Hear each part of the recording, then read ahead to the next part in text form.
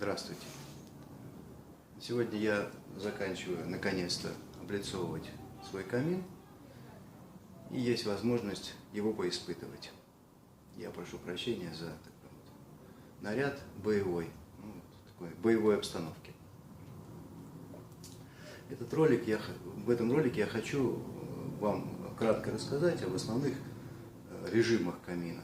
Ну и заодно это может быть инструкцией для пользователя, как какие-то операции делать наиболее эффективными.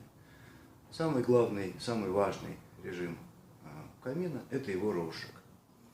С этого все начинается. Если розжиг проходит успешно, все замечательно. Для того, чтобы разжечь камин, его надо наполнить дымом. Для того, чтобы его наполнить дымом, нужно сделать большое языкастое пламя. Для того, чтобы сделать большое языкастое пламя, нужно вот этот вот пионерский костерик, который мы все умеем делать, сделать наверху дров, верхний розжиг. Да, вот не внизу, а наверху. Плюс надо дать дровам доступ к кислороду. Ну вот сейчас мы давайте с вами это и сделаем. Значит, как дать дровам большой доступ к кислороду? Давайте сразу сделаем такую импровизированную решетку,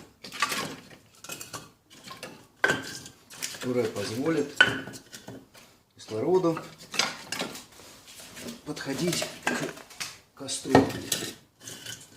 Да, оно какое-то слишком большое. Да, сюда положим еще несколько бревен, досочек, извините, самых настоящих поленьев. Да? А сверху поставим дрова, то, что называется по-каминному. Так, чтобы тот костер, который мы сейчас разведем, то пламя высокое, эти дрова, эти полежки облизывало снизу вверх. Таким образом, наш камин быстро наберет теплого воздуха, возникнет тяга, ну и все будет хорошо. Положим сюда бересты.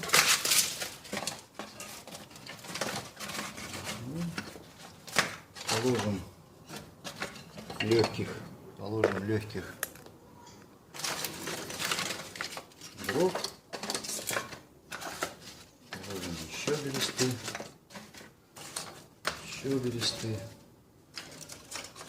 Положим личинок.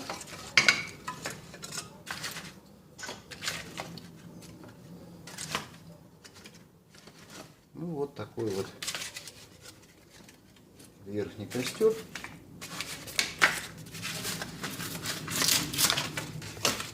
Должен хорошо у нас загореться. Зажигалка на месте.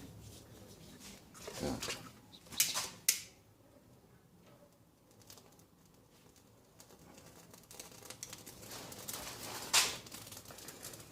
Да. Ну, поджигаем.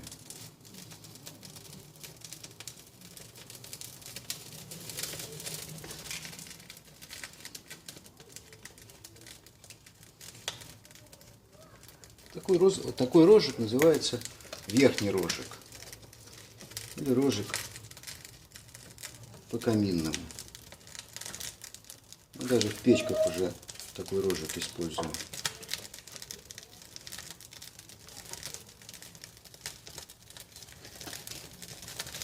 Да, появилось пламя, появилось высокое пламя, оно начало облизывать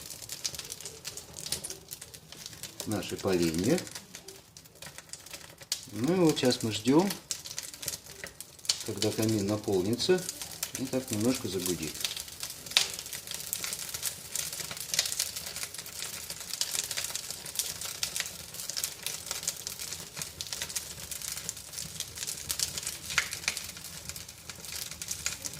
Ну вот я уже слышу. Все, мы с вами разожгли камин. Теперь надо подождать, пока сам камин выйдет на режим мощного, сильного горения стягой. А пока он выходит, я хочу сказать следующую вещь. Непременным условием правильного розжига камина и печки являются сухие дрова. Мнемоническое правило такое. Нужно купить дрова в начале лета, положить их в поленницу, чем-то закрыть, так, чтобы туда не капало. И тогда к концу лета и в течение всего года у вас будут прекрасные дрова. И отсутствие головной боли при розжиге любого печного устройства, в том числе и уличного камина. Что делать, если вот так не получилось? Значит, есть ряд вещей, которые делать ни в коем случае нельзя.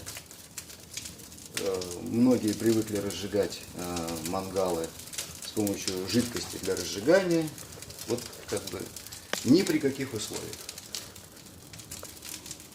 Камин в этой ситуации может просто взорваться, и вы можете пострадать. Ни при каких условиях. Как разжигать камин в тяжелых зимних условиях, я буду рассказывать зимой. Ну а сейчас я хочу вам показать свою кочергу. Пока у нас есть время. Ну, понятно, что у камина есть стандартные принадлежности. Это совок, метелка, щипцы, ну и кочерга. Ну вот в первые три устройства мне не удалось внести революционные изменения. А вот кочерга у меня совершенно замечательная. Года 4 назад я ее сделал, и с тех пор все время хвастаюсь. Значит, вот такая вот кочерга. Стандартная буква Г ничем не отличается от всех остальных кочерг. А вот хвостик, я сейчас покажу, зачем он нужен. Вот для того, чтобы кочергой долезть до вот этого угла, нужно вот как-то вот очень так вот хитро выгибать руку и так далее. Да? А вот этот кончик, ну, я думаю, что уже все поняли. Значит, такая же вещь и для железного мангала. Да? Для того, чтобы эффективно доставать до противоположных углов в железном мангале, вот такая вот кочерга. Прошу любить и жаловать. Совершенно гениальное изобретение. Дарю, пользуйтесь. Ну что, значит, наш камин благополучно выходит на режим. Да? Кстати, обращаю внимание, что несмотря на то, что это уличная конструкция, из-за того, что камин находится в крытой беседке, здесь есть задвижка против обратной тяги зимой. Да? Сейчас, естественно, она открыта. Я забыл сказать, что... Но обычно, конечно, для уличной конструкции задвижка не нужна, но тут вот отдельный случай. Ну, значит, вот это... Нет, ну еще на самом деле это не режим. Камин должен гудеть. Но в принципе уже слышен звук тяги. Да?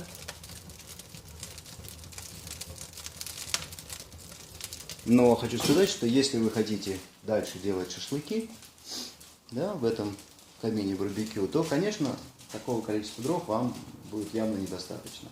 Но просто, чтобы мне не сидеть здесь до ночи, я не все дрова положу. Итак, ждем режима камина, основного режима. Это горение с тягой. Ну, в принципе, как бы это вот почти уже все достигнуто.